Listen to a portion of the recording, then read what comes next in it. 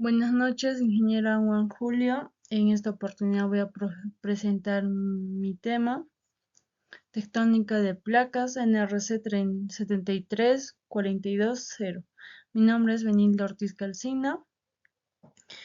Hace, hasta muy poco tiempo, procesos geológicos como el volcanismo, los terremotos o la formación de las cadenas montañosas se estudiaban como fenómenos aislados. Hoy en día se pueden explicar poniendo de manifiesto la relación que existe entre todos ellos. Esto ha sido posible gracias a una teoría que interpreta de manera global los procesos geológicos que se producen en toda la Tierra.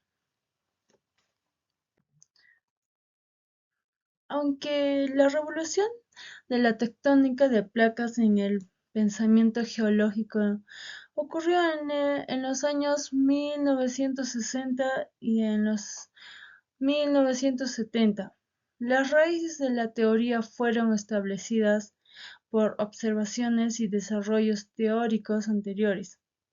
En uno de estos descubrimientos se observó que los sedimentos acumulados en las cordilleras montañosas son 10 veces más gruesos que las partes establecidas de los continentes. Este hecho estableció las bases de la posterior teoría de Glöckner, que afirma que la corteza continental crece y los oréganos se levantan a partir de acumulaciones progresivas originadas primero como geosinclinales, luego plegadas y consolidadas e incorporadas a los cráteros, regiones ya consolidadas a continentes, antecedentes de la teoría tectónica global.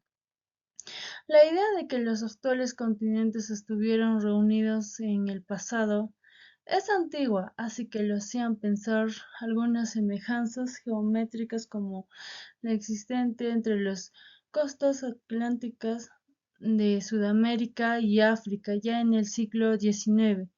Se llegó a describir el encaje de Europa y Norteamérica con el fin de explicar la presencia de fósiles idénticos a ambos continentes. Teoría de Alfred Wegener. La teoría de Alfred Wegener se reunió en su tesis original pruebas convincentes de que los continentes se hallaban en continuo movimiento. Geográficas.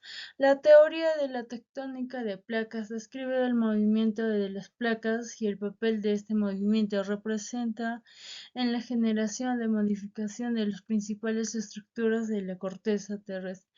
Geológicas tectónicas. Cuando Alfred Wegener reunió todos los continentes en página, descubrió que existían cordilleras con la misma edad y la misma clase de rocas en distintos continentes, que según él se habían estado unidas. Climáticas. Pruebas de glaciación, morrena y estrías demuestran que en la era paleozoica tardía grandes áreas continentales el hemisferio sur fueron descubiertos por enormes glaciares.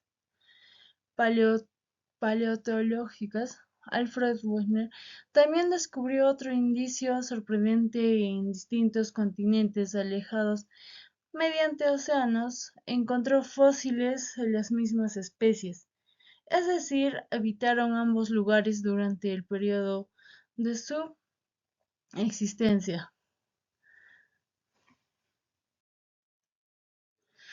Paleomagnetismo y deriva polar. El magnetismo remanente en rocas antiguas.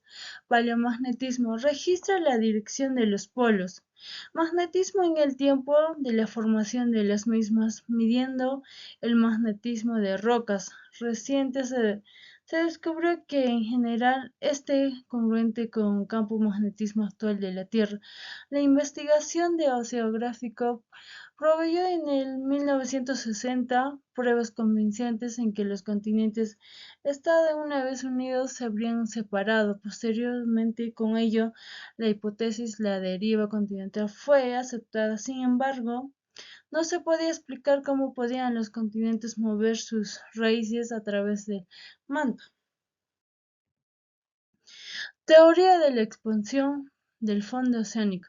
Reptiles de las dorsales oceánicas son lugares en los que genera la litosfera oceánica, fondo oceánico, mediante la inyección de materiales fundidos procedentes del interior de la Tierra, provocando además el desplazamiento del fondo oceánico a uno y otro del rip del dorsal, fenómeno que se conoce de expansión del fondo oceánico. Teoría de las placas litosféricas. Las placas litosféricas pueden definirse como proporciones de litosfera de millares de kilómetros cuadrados, delimitadas por franjas inestables de la gran actividad sísmica y volcánica. Las franjas que delimitan las placas constituyen los dorsales oceánicos donde se crea la litosfera, las fosas oceánicas donde destruye litosfera y las fallas transformantes donde ni se crea y se destruye litosfera. Tipos de límites entre placas litosferas. Los límites de placas son zonas donde las placas tectónicas interactúan entre sí y se clasifican entre tipos de 1. Límites divergentes. En estos límites las placas se separan dando lugar a rifting medio oceánico. Este fenómeno ocurre de forma discontinua a lo largo de los dorsales oceánicos, donde las placas se alejan permitiendo que alguna magma ascienda de forma nueva corteza oceánica. Límites convergentes. Aquí las dos placas se encuentran y pueden generar situaciones diferentes. Subducción. Una de las placas se desliza debajo de otras en un ángulo pequeño, creando una fosa oceánica. Si la placa subdecía de continental, como en el caso de la placa de Nazca bajo de los Andes, se forman grandes cadenas montañosas. Si la placa subdecía oceánica, se generan arcos volcánicos que forman islas. Colisión continental. En este caso, dos placas continentales se acercan y colisionan, creando montañas. A través de un proceso organizas colisiones, fenómenos responsables de la forma de grandes cordilleras como Himalaya o los límites de fricción. En estos límites, las placas se deslizan lateralmente a lo largo de una falla transformante que corta transversalmente los dorsales oceánicas. Estas fallas permiten que las dorsales tengan un trazo sinuoso. Topográficamente, las fallas transformantes se manifiestan como valles estrechos y asimétricos.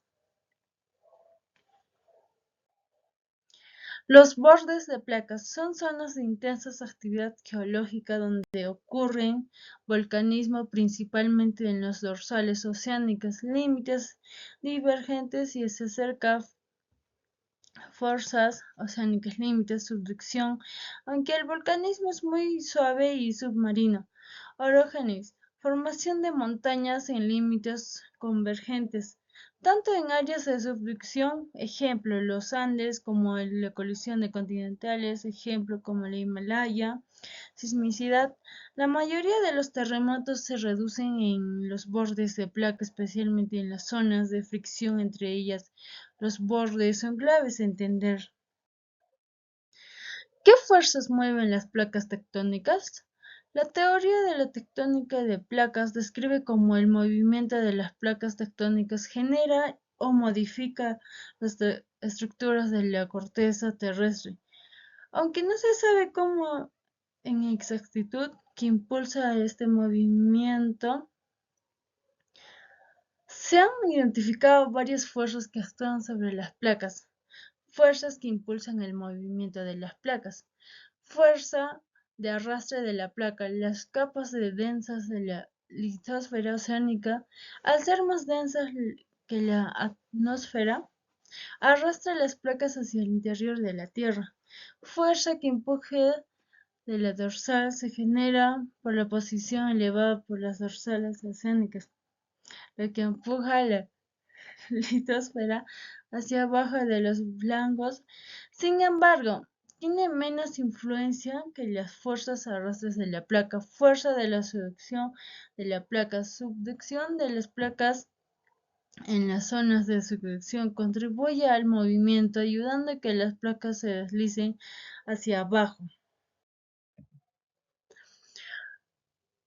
Fuerzas que contrarrestan el movimiento de las placas. 1. Fuerza de resistencia de la placa de fricción en las zonas de subducción. Entre las placas se rozan.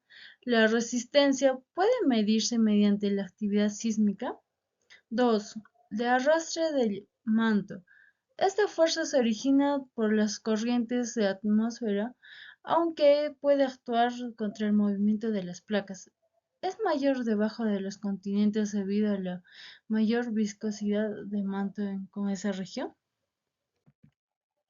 Colisión continental. Este proceso ocurre cuando dos placas continentales entran en contacto, generalmente tras subducción de la parte oceánica de una de ellas. La colisión continental provoca el apilamiento de material de la corteza terrestre formando orógenos, o sea que son cordilleras. Ejemplos: orógenos formados por este proceso son Himalaya, Pirineos y los Alpes. Producto así colisión de África y Europa entre India y Asia. El movimiento de las placas lidosféricas que componen corteza terrestre, como este fenómeno, genera y modifica las estructuras geológicas de la Tierra.